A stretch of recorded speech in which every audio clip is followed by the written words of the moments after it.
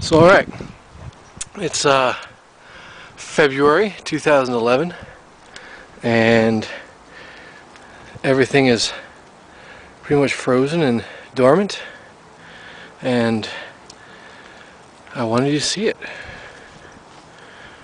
Here, what you see green is a perpetual spinach. It's a type of chard that has come back the last couple years.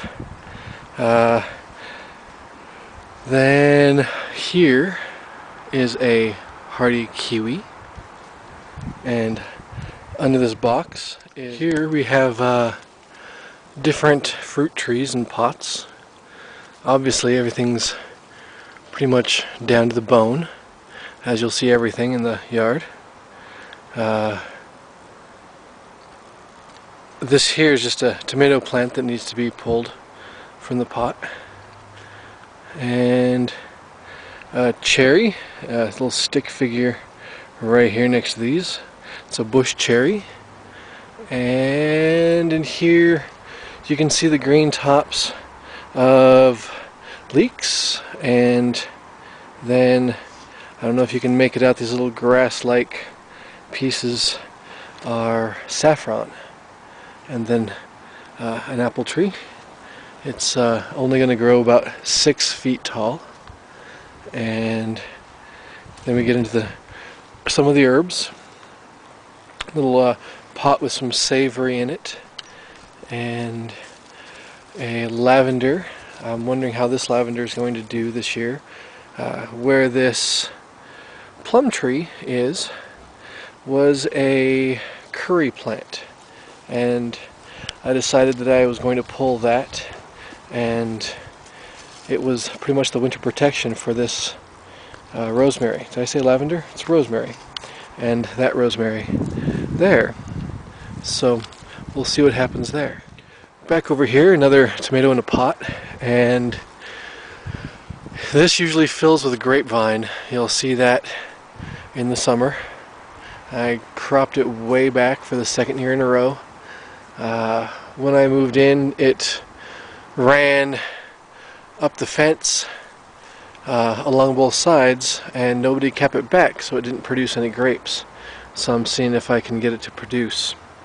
And again, another stick figure. This is a goji berry, and this is the comfrey patch.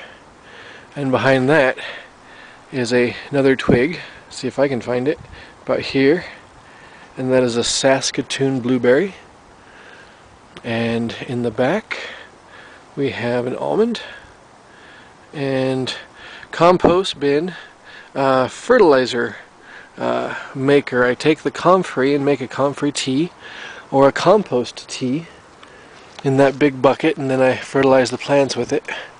In the foreground here, a little bigger twig, is another of the 6-foot apple trees. And of course back here is the pile for larger pieces, and under the wheelbarrow there is some bamboo, and we'll see if that comes in this year. So these are logs inoculated with shiitake mushrooms. In the back you'll see the blue pond.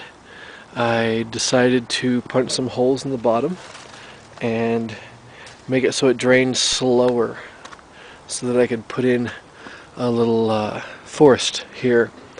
The mushroom logs will go back here, and some woodland plants. I let the bushes over the fence shade it, as well as putting in several different plants around it to help shade it as well. I've got another blueberry, no, the Saskatoon blueberry is over there. There's an elderberry and a honeyberry on either side, and hopefully that will give this some shade, and I'll mulch it really well and see if I can do some, again, more woodland medicinal plants. So the other side of the herbs, we have sage, a purple sage, which is good mulch. Tastes really good, reminds me of Thanksgiving.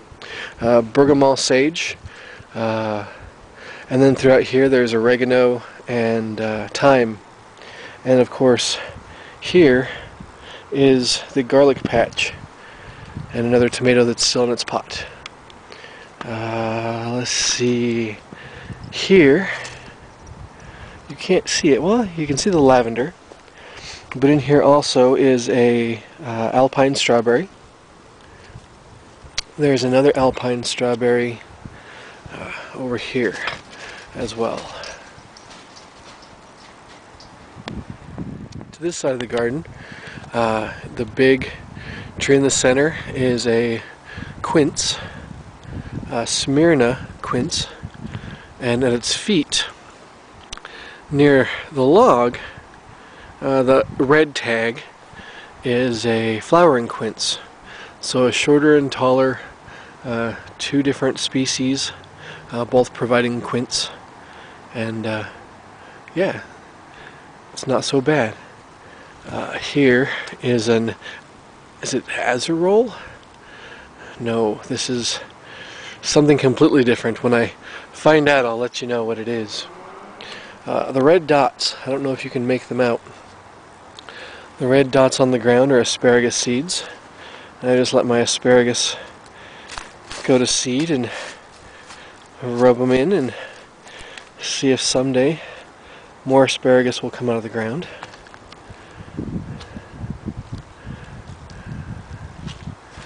This is a gooseberry.